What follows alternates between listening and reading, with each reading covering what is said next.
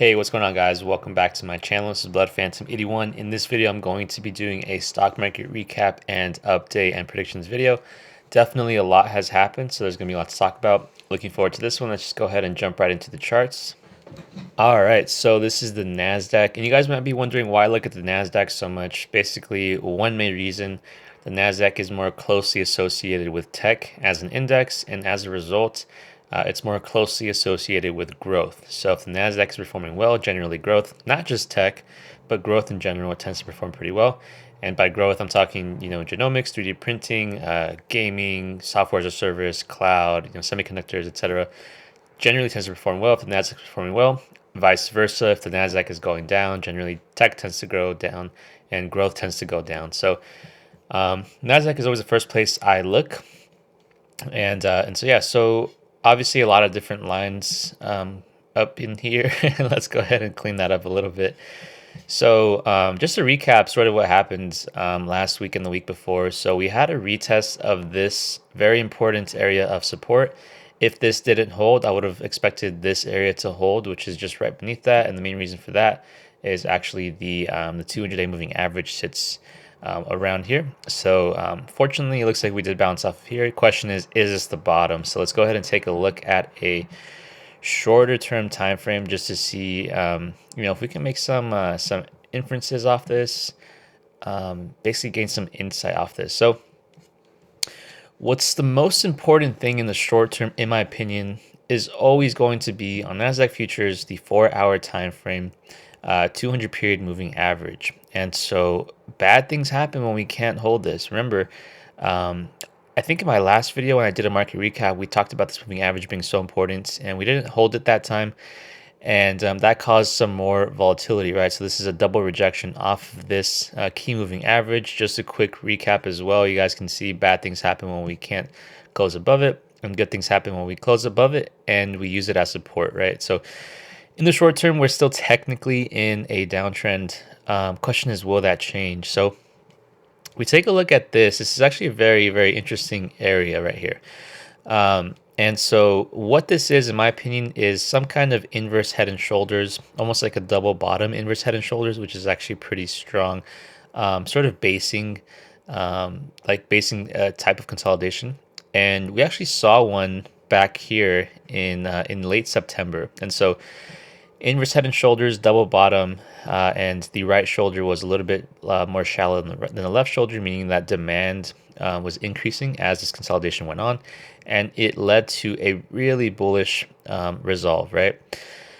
And so that's actually what we're seeing right now. Now, obviously, it doesn't mean that it has to play exactly the same way, but the way I see it is just the fact that this is forming, and we're doing this off of a very important support area. And we're doing another retest of this, of this moving average. Generally, I wouldn't expect us to get rejected off this moving average, 3 times, for example. Like if we're hitting our heads against it consistently, it almost seems as if the market is trying to tell us that this is an area that we're going to break through eventually, right? And so it's just a matter of, trying and eventually succeeding, in my opinion. And so yeah, so this is exactly why we actually saw a little bit of a breakdown towards the end of the day, is because of this moving average. And the other thing, of course, is very obvious area of resistance using these 2 areas of resistance. But the point is the same. Basically, there's an area of resistance right here, which is going to be a little bit tough to get. And the fact that we rallied so strongly, there wasn't really enough support right below it to actually get through it, right? Because rallies tend to be the most vulnerable if they're very strong, right? And so obviously it's a very strong rally, especially on this hour on March 15th. It was just like off to the races, and so yeah, so it was definitely more vulnerable here, and that's actually why we got rejected. And so now we want to dissect what happens next. So let me go ahead and pull up the QQQ ETF actually, because I think it's a little bit more clear there. So yeah, so same exact picture actually. So 1 hour time frame, and this moving average obviously is acting as resistance. But the reason why we bounce here in the short term is because of this gap, and gaps actually tend to act as support or resistance depending on whether they're gap ups or gap downs. This was a gap up, so we ended up using this gap as support. So obviously it's closed, so it's no longer a support level.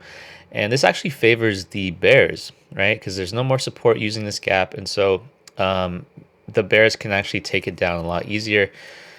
And bringing it back to this pattern, let's go ahead and throw in a couple more moving averages. So this is what I'm anticipating. Okay, I know I usually give predictions. Sometimes I don't, but here today I'm giving a prediction. So we have a pretty significant area, confluence area here between the 0.382 and the 0.5 retracement sitting here. So let me go ahead and make this a little bit more clear. All right. So this zone actually also coincides with the 50 and 100 pre-moving average on the 1 hour time frame, which also act as support or resistance on the way up and on the way down. And so obviously with the way that price action is interacting with these, they are in fact significant. So I think my bias is definitely to the upside in the, not exactly tomorrow or the day after, right, but just in the short term, my bias is definitely to the upside. I think we will recapture this uptrend, and I think it's entirely possible, however, that we might retrace all the way back here before we actually retest this moving average and eventually do end up breaking above it, or we could just simply break above it, right? Because technically this right here could be seen as a right shoulder, and that'll make it a little more symmetrical to this shoulder. But yeah, I think so. I don't know about long term, but basically I would say that we are going to resolve to the upside eventually. I don't think we're going to make a lower low. The question is what happens in the short term, right? Because obviously there's a couple things that can happen.